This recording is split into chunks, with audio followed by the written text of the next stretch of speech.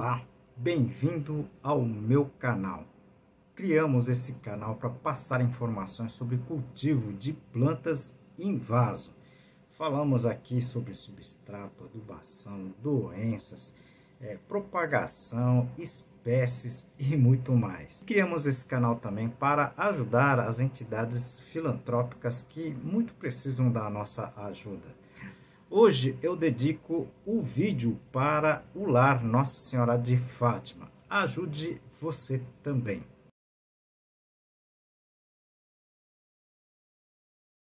Ajude o nosso canal. Clique no joinha, compartilhe o vídeo, inscreva-se e tecle no sininho. Assim você receberá, tá, as notificações quando esse canal tiver outros vídeos. Conto com você. Hoje iremos responder as perguntas da semana.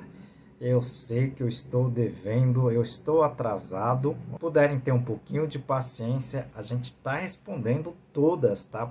Principalmente nas sequências e naqueles que o pessoal tem maior dúvidas, tá certo? Então, peço paciência de vocês.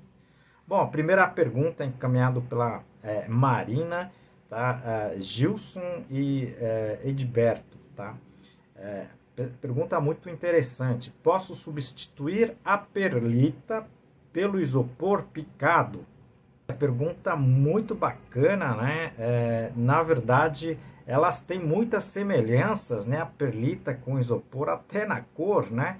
Mas são dois materiais diferentes, né?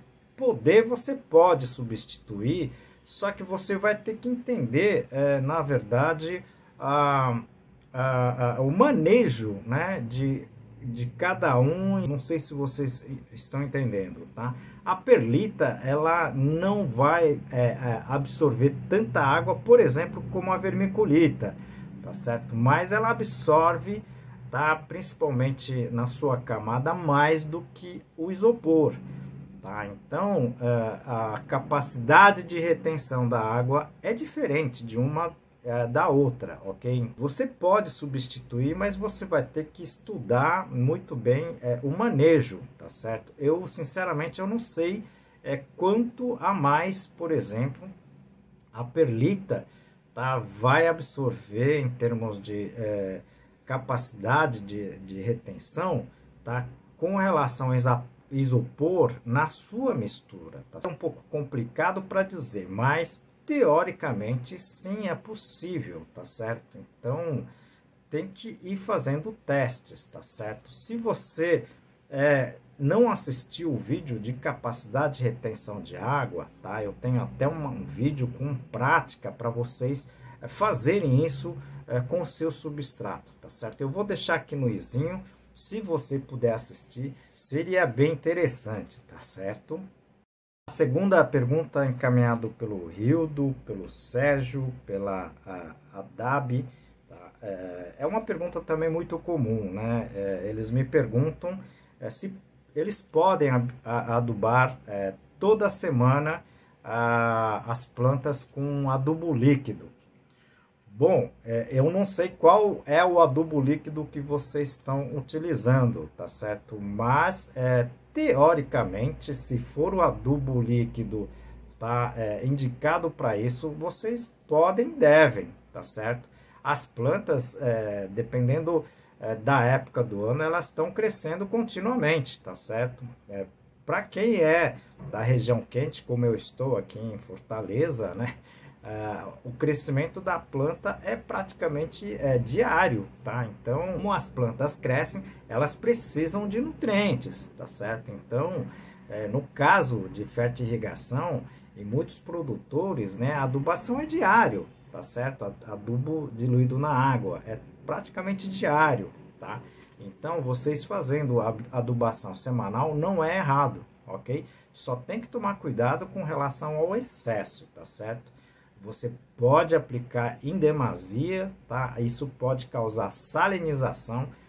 Aliás, eu falo bastante sobre a salinização. Eu vou deixar aqui no izinho, se vocês puderem assistir, tá? Eu acho que vocês vão entender bem, ok? Aliás, eu tenho um playlist que falo sobre adubos Se você puder, né, se vocês puderem assistir também, eu acho que vai ajudar muito, tá?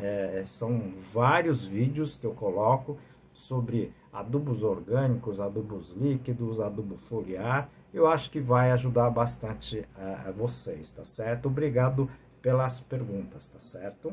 A terceira pergunta encaminhada pela Cíntia, pela Rogéria, tá? Faz tempo que eu tô devendo essa resposta, né? Mas vamos lá, tá?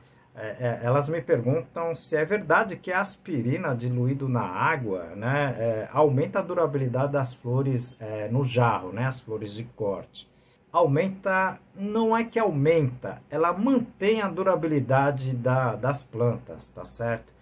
Aspirina, né, nada mais é do que um ácido, né? E esse ácido, né, não permite basicamente o crescimento de bactérias, tá, na água, né? E com isso favorece também, né, a não proliferação e com isso elas favorecem esse material, né, essa substância favorece a manutenção das flores de corte, né? Não só as flores de corte, mas também folhagens, né, arranjos, tá certo? Agora, existem outros materiais, né, outros ácidos que você pode colocar no lugar da aspirina, né? Porque a aspirina também é um produto que não é tão barato, né? Existem outras substâncias, né, que acidificam a água, né, que pode ser substituído pela aspirina, tá certo? Eu falo um pouquinho sobre isso, né, num dos vídeos. Eu vou deixar aqui no izinho, tá? Se você puder assistir, eu acredito que vai ajudá-los, tá certo? A quarta pergunta encaminhada pela Jéssica e pelo Vitorino, tá? Obrigado aos dois, né, que são de lugares completamente diferentes. Eles me perguntam quanto tempo eles podem armazenar, né, guardar as sementes da espada de São Jorge. Eu vou deixar aqui no izinho, tá? Um vídeo que eu falo sobre armazenamento de sementes, tá? Se você puder, se vocês puderem assistir, vai ajudar muito, né?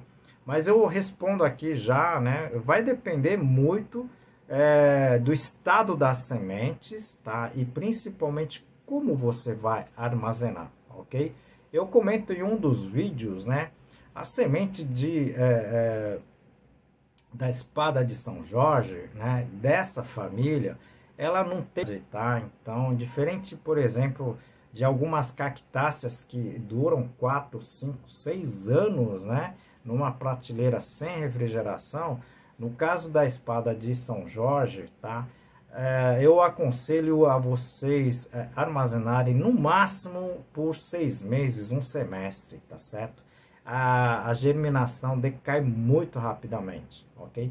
E alguns testes que nós fizemos armazenando em câmara fria, né? No caso da geladeira, tá? Não apresentou bons resultados. O que eu estou dizendo aqui não é pesquisa científica, são relatos dos meus orientados, né, dos trabalhos que a gente tem feito aqui na UFC, tá certo? Boa pergunta, né? Assim que eu tiver outros dados de outras espécies, né, eu vou postando aqui, tá certo? Mas se vocês puderem, tá? Encaminhem perguntas como esse, que é bem interessante, tá certo? Obrigado aos dois que encaminharam essa pergunta, tá certo? A quinta pergunta encaminhado pelo Sullivan, tá? Ele é de Goiás, tá? E ele me pergunta se eu conheço Goiás, né? As plantas do Cerrado de Goiás. Olha, Sullivan, obrigado pela pergunta, tá? Conheço sim. Tá? Eu conheci vários viveiros, né? Grandes viveiros aí em Goiás, Goiânia, Anápolis. Visitei várias regiões, né? de Goiás, o Cerrado Goiano. Eu admiro muito o Cerrado Goiano. Andei muito pela mata, tá? Tive a oportunidade de conhecer Tamanduá Bandeira, tá? Graças a Deus ela não atacou a gente, né? E também tive a infelicidade de quebrar o meu pé, tá certo? Numa expedição na Serra Dourada, né?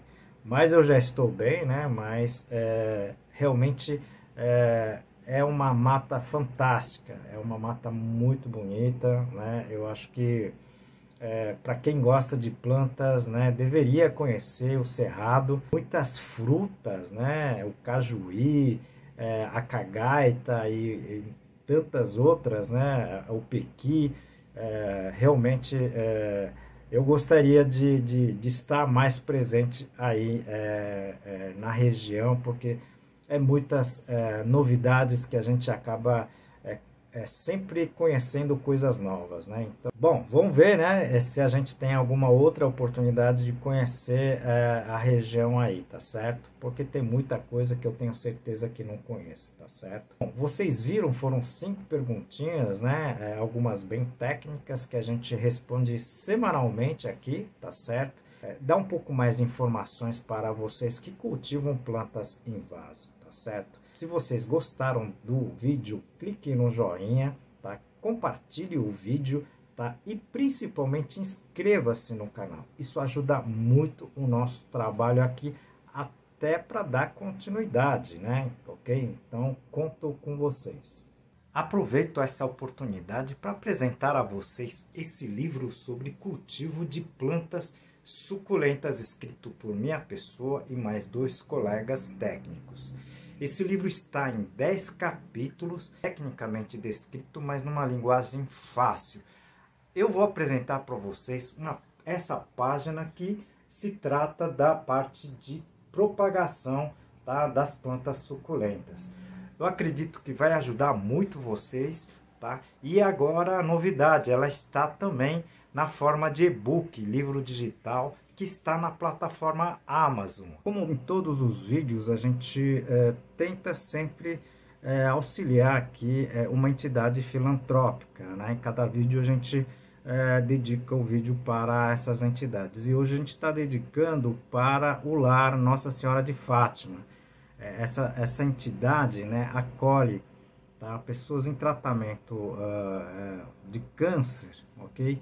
E que não tem condições para se manter aqui na Grande Fortaleza. Se você puder doar com qualquer coisa, tá? Pode ser alimento não perecível, roupa usada, ok? E muitas outras coisas. Entre em contato com o pessoal e faça sua doação também.